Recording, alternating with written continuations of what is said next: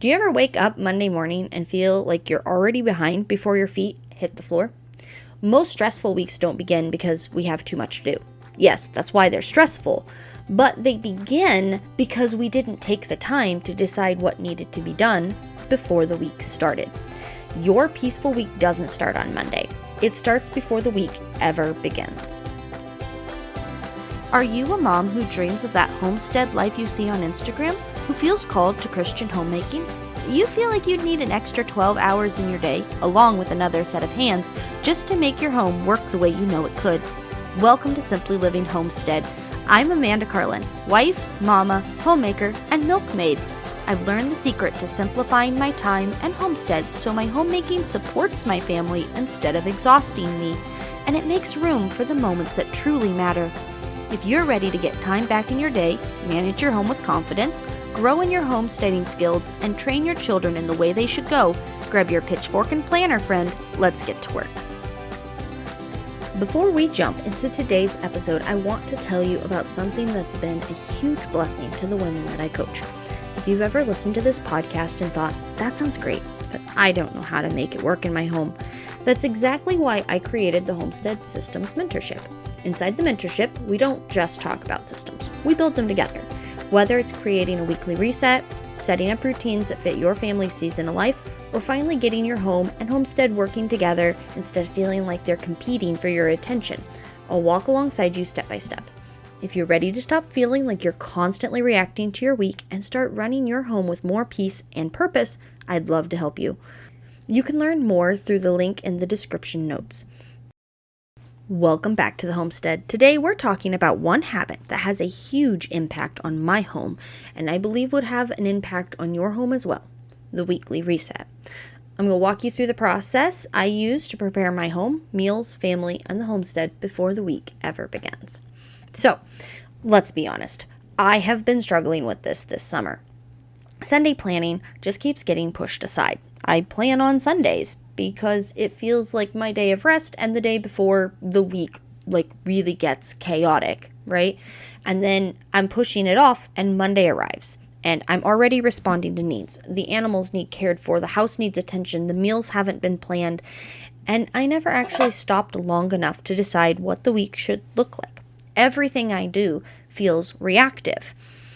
This isn't going to be solved with a prettier planner. It's not going to be solved by making more lists.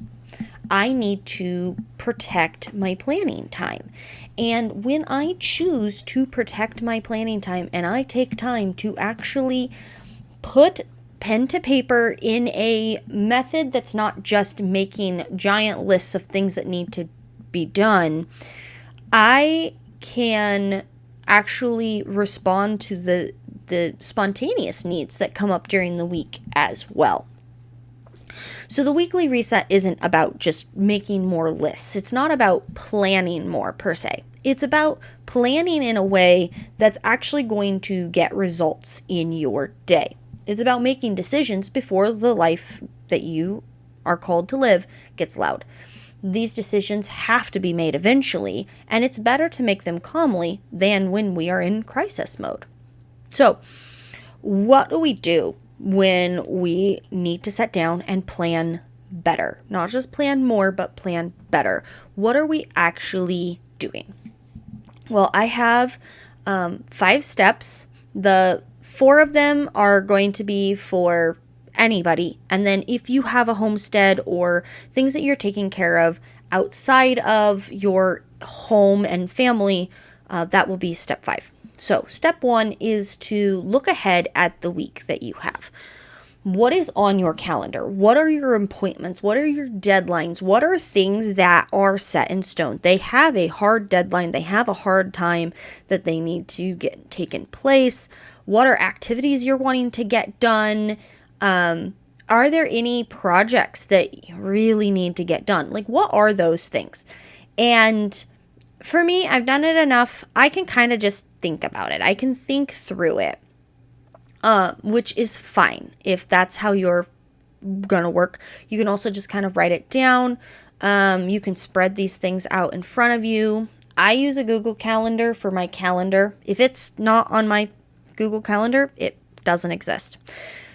That is definitely something that it feels like, right? And if I don't put it on there, then I'm carrying it in my head. So use your Google Calendar first and foremost. But what are the things that are coming up?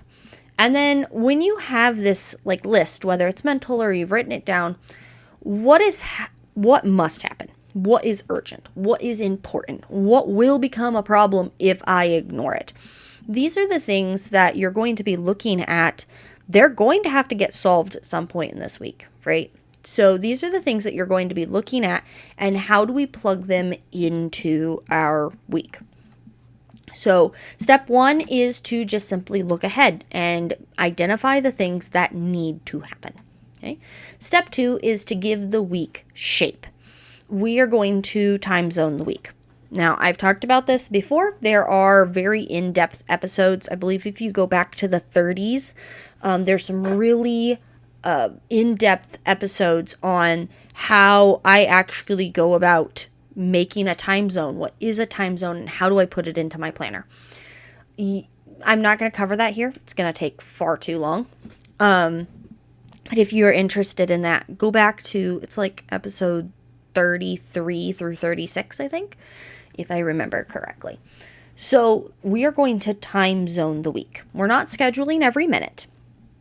We are simply breaking the day, each day of the week. We're going to break the day into important, like, parcels so that we can make our focus, like, actually focus on a specific thing. And the 3 time blocks that I use are, I use a home block, a home and family block, I use a personal block, and I use a work block.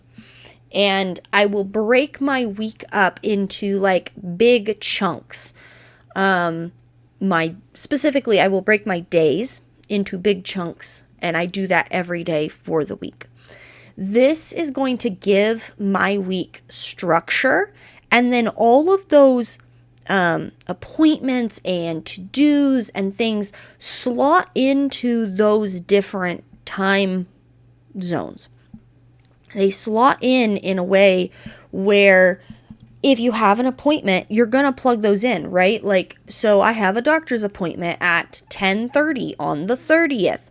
You're going to write that into your planner because that's a hard line and it's important to remember it, right?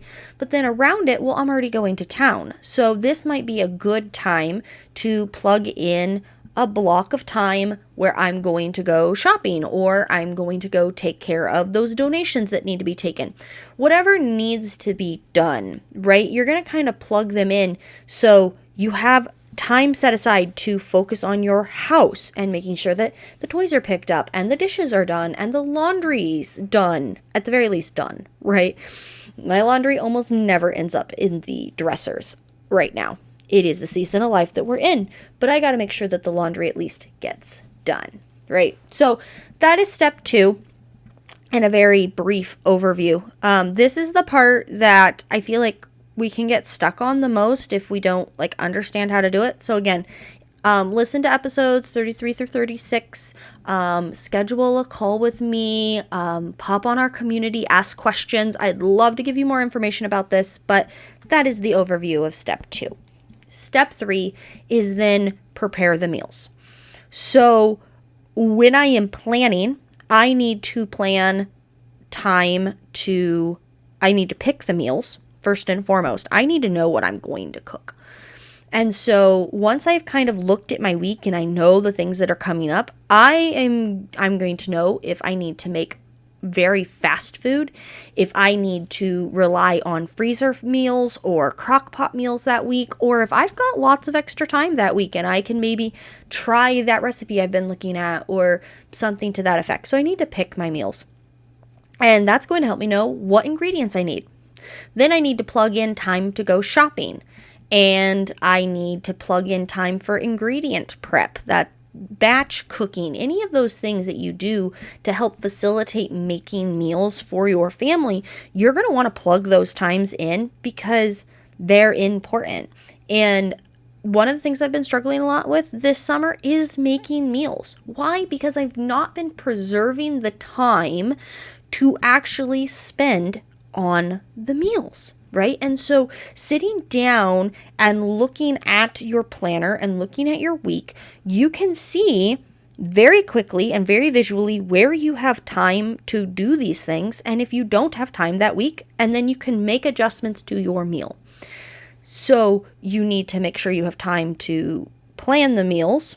That's what you're doing at that planning stage, right?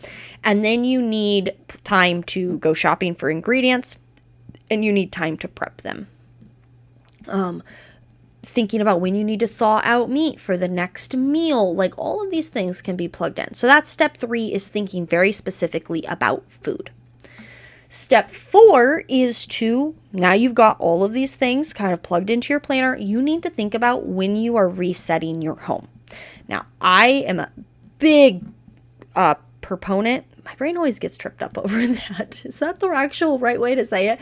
But I'm a big fan of having an evening reset where every single night you are doing a very quick reset of like making sure that things are in their home and things are picked up, and some of those basic things like a laundry load of laundry started if you're the kind of family that does some laundry every single day, or your dishes are done, or at least the dishwasher started, and like that sort of stuff. It's an evening reset. So big fan of that. But there's other things that your home needs that maybe doesn't fit into that evening reset. When are you going to do that? If you didn't get it done over the weekend, like maybe you normally get it done on Saturdays and you didn't, well, you're going to need to plug it in earlier in the week or decide it wasn't important and you can just skip the week. But you're going to need to decide when you're going to do that. When is the house going to get swept? Are you going to dust this week? Did you clean the bathroom? All these things, like you need to look at your planner, and now you've got all these things. You've got your projects, you've got your appointments, you've got food taken care of. You've got all these things in your planner on this piece of paper already, and you know what you're going to need to do. And so you're going to know how much time you have left to take care of the home and reset it and make sure that it's clean and sanitary and all these sort of things. So that is step 4, is to then reset the home. Plan time to reset the home. And then step 5 is specifically for those of us who are doing homesteading activities that are outside of the home. So I'm not talking about maybe canning or something where you're going to do it inside. Maybe you go to the farmer's market and get that so you don't have to worry about your garden. I'm talking about things like garden, animals, needing to buy feed for your animals, farm errands, weather sensitive work. These are the things that you're going to need to do in step 5, is look at your week and see if there's anything on your homestead, in the garden, all those things that I mentioned, if these need to be like worked in or shuffled in specifically because something needs to be done. And this can be done partially at step 1 when you're like writing down projects. Some of these things will naturally show up at step 1 and you've already created space for them. If you haven't, this is the step to reconsider it and make sure that you are setting in time for that as well. So now you've made time for your home, you've made time for your family, and now you are making time for your homestead and the things that you are doing to take care of your family's needs in that self-sufficiency category. So those are the 5 steps. I'm going to run through them really quick again. Step 1 is to look ahead. What are your appointments? What are your deadlines? The things that absolutely must happen. Then we're going to give the week shape with time zoning. And then we're going to make sure we plug in time to prepare the meals. We're going to plug in time to reset the home. And we're going to plug in time for the homestead. So those are the 5 steps that I go through when I sit down to make my plan. And if I take the time to do this, and you don't have to do it on Sunday. I said I do mine on Sundays. You don't have to do it on Sundays. What is the day that you want to look ahead 7 days and figure it out, right? That's when you want to do it. So if your week starts over on a different day, or you guys have a very interesting schedule, Maybe your weekend, your days where you're not working are somewhere else in the week. That is fine. Do it where it works for you. But you're going to find a day that you're going to consistently do this. And I find that when I do this, I am calmer. My week is calmer, and I am more prepared for the things that are spontaneous because I know the things that have to get done because I've already taken the time to look ahead, and I'm not having to make these decisions on the fly all the time. So don't wait until everything else is finished. The weekly reset is what helps get everything else finished. A simple plan beats no plan every single time. So you don't have to complicate this. If all you get done is steps 1 and 2, fabulous. It will help your week even if you don't plan those other things. Now those other things, they're helpful if they're in there, but do what you can do and make progress, because progress is far more valuable than perfection. So your action item for today is to set aside 20 or 30 minutes before the next week begins and write down your calendar appointments, your 3 biggest priorities, what you want to do for meals, when you're going to shop and prep, house reset, homestead tasks. Figure it out for the week, and your next week will be calmer because you're going to have a lot of that brain decisions out of the way. So that is my challenge for you, is to sit down and give that a try. Go ahead and come over to the community and share the one part of your weekly reset that makes the biggest difference. What's one of the things that you're adding for the first time this week? Or just simply share some of the struggles that you've been working through on trying to take care of all the things, right? I pray a peaceful week for you. The goal isn't controlling every hour. Your goal is to remove unnecessary decisions before the week gets busy. So let's give the important work somewhere to land and then enjoy the margin that it creates. Until next week, I hope you have a fabulous day. Hey neighbor, I hope you enjoyed today's episode. If so, would you take 30 seconds and share this episode with a friend who is knee-deep in their own homestead? Also, please leave me a rating or a review on Apple Podcasts. It thrills me to know that this podcast is helping you. Keep watching those sunsets, friend. I'll meet you back here on the homestead soon for another episode. See ya!